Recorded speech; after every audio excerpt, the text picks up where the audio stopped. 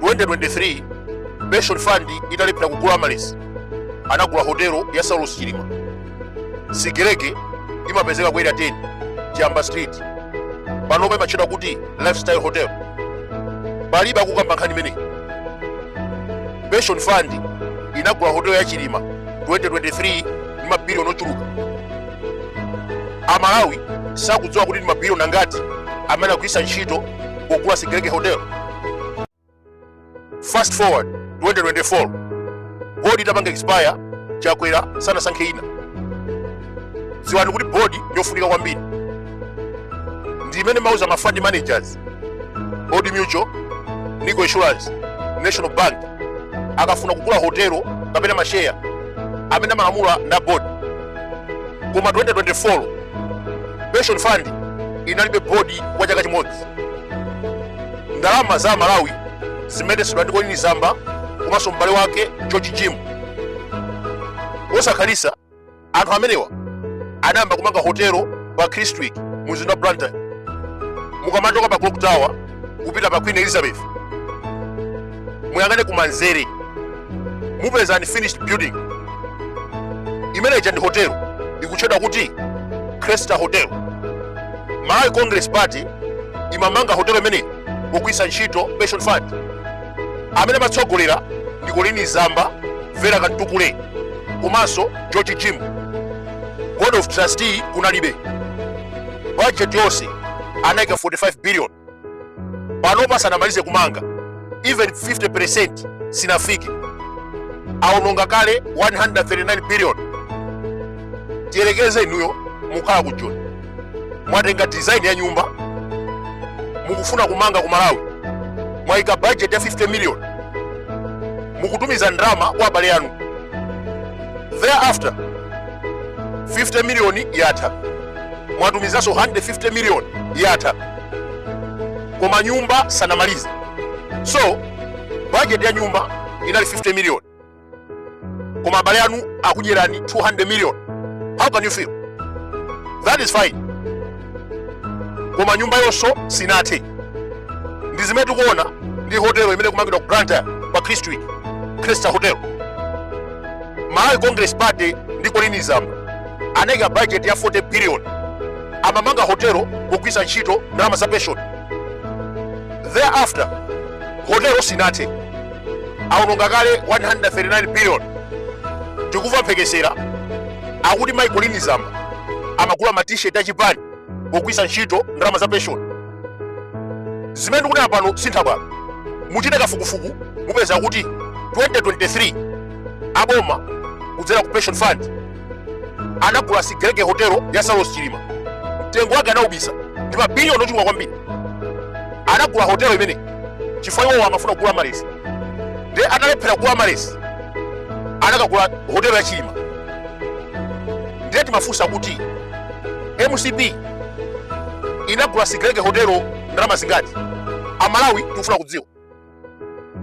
In addition to that, 2024 chakwera sana sankhe Board of Trustees anamutuma Colin Zamba ndi George Jim kuti amange hotelo ya 40 billion Blantyre. Mukamachoka pa Clock Tower muyangane kumanzere mufike pa Christwick, kumanzere kwanu kuli building, unfinished building, that is a hotel.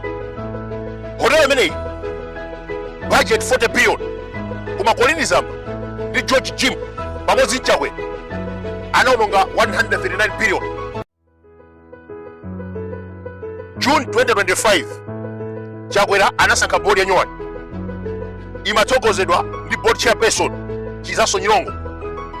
Iye atafika ndikupanga check mafailo, anapeza kuti mwavunda, anayitanisa forensic audit. Chief Executive George Jim anamuyimisa ntchito mu December 2025. Ameneyu amatumidwa ndi Colin Zamba ndikumamba ndalama za pension. Board yatsopano imene imatsogozedwa ndi Chizaso Nyilongo inali yokhumudwa ndi mabilioni amene anaonongeka pa Christwick. MCP inatiuza kuti amanga hotelo ndi 40 billion, koma hotelo imene isinathe aononga kale 139 billion. Kodi ndalama zimapita kuti?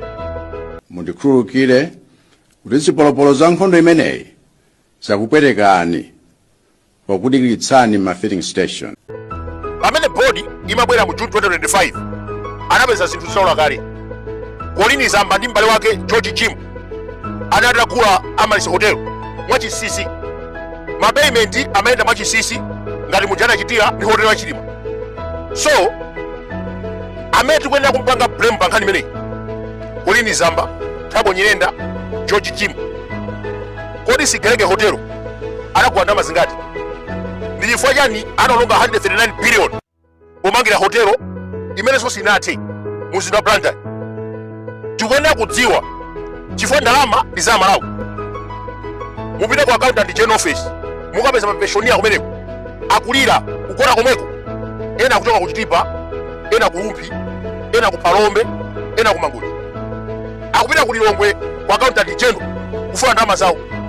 Koma 2023 aboma anagula hotel ya Chilima mabilioni ochuluka ndikulibisiraso. Boma la APM ligwirane manja ndi Chizaso Nyongo poyamba munthu ameneyu ndi mapanga blame. Of course sikuti ndi Malakwitsa yayi, he is board chairperson. Ndikuyenera kumpanga blame chifukwa chimene timadziwa ife board chair ndi amene amatsogolera kugula mashare, kugula hotelo and even company ya pension fund. Koma zimene tapeza mukafukufuku iye anakupangidwa matope, anabwera mochedwa, zinthu ziwonongeka kale. Komabe popanda iyeyu kuyitanisa forensic audit nkhani yonse sikanadziwika. So Chizaso Nyongo is a great man, osatekera chipani chimene kuchokera. Now tilowere ku Iran. Sitima za America zonyamula ndege komanso zida za nkhondo zafika ku Gibraltar. 7 days from now zikhala kufupi ndi Iran. Trump wapereka 15 days kuti Khamenei achite surrender. Mmodzi wa asilikali ku Iran, Sharam Iram, tamona ku Russia, China akupempha zida za nkhondo. 2025 Israeli inapha majeno akuluakulu a Hamas komanso Hezbollah. Amapanga trace pogwiritsa ntchito Google, WhatsApp, MP3. Ulendo uno Irani yasiya GPS ndipo akugwiritsa ntchito PDS ya ku China. Akupanga internet yawo ndi Chinese technology. Akuluakulu ziwani kuti Google, Gmail, MP3, WhatsApp komanso GPS ndi zida za nkhondo za America. Donald Trump akhoza kupezani by using those applications. China inachita ban Google, Gmail, WhatsApp. Anapanga WeChat for message, Baidu for searching, komanso QQ Mail ngati Gmail. Russia chimodzimodzi analisa WhatsApp, Google, YouTube. America ikhoza kuona pamene wagona using those applications. Nicolas Maduro anagwidwa, Gaddafi anaphedwa kugwiritsa ntchito Google. Akuluakulu, history is the best teacher.